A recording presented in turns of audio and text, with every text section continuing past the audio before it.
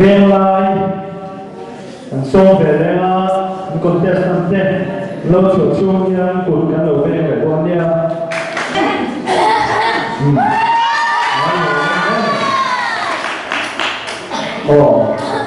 em muốn là chuan hoa ai khai anh luôn là tất mày tôi lại chuan có về chẳng cảm về hết chưa làm về chia quay cổ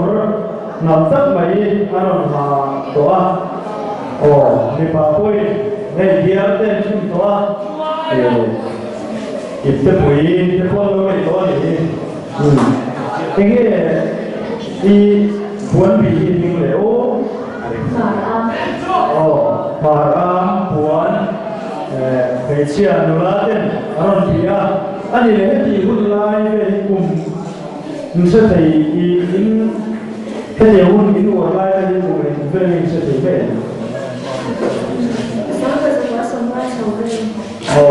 ấy đồ thế mày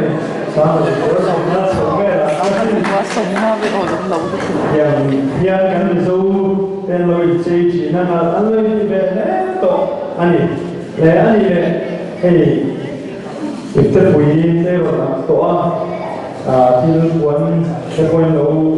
mình chẳng cao về tổ thế mình đi cái gì một để đi chứ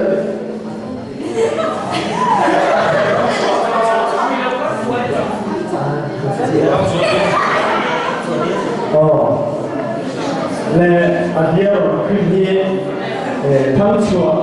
thăng chùa đi hay đi cái số mình là số mình hay đi lại chuan anh hạt thầy đâu anh kim quốc thầy đâu ba hay đi con chú là cái nào về tay chỉ là cái nào mà được ra lại chuan thăng chùa lưu lệ ba thăng chùa ba lầu chuan hiện tiền cổ tí hạt thầy đâu ba anh ấy giấu đâu ba hết tiền thăng chùa đi lầu chú kim tham gia lầu đi sự tiền chuan đi anh ấy lệ bị cuốn bị cái nghề phim lẻo còn chung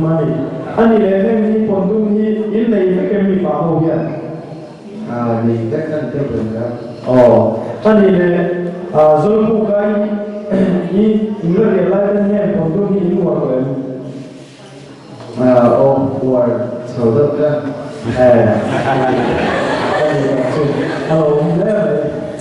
đấy mà có rất là tôi mấy có chỉ tên một chi về độ nhiều mà ya thế in có hàng tiền là về đi em phong thiên nghệ in hàng gì đủ ba ông thì em thiên nghệ in hàng khác bạn về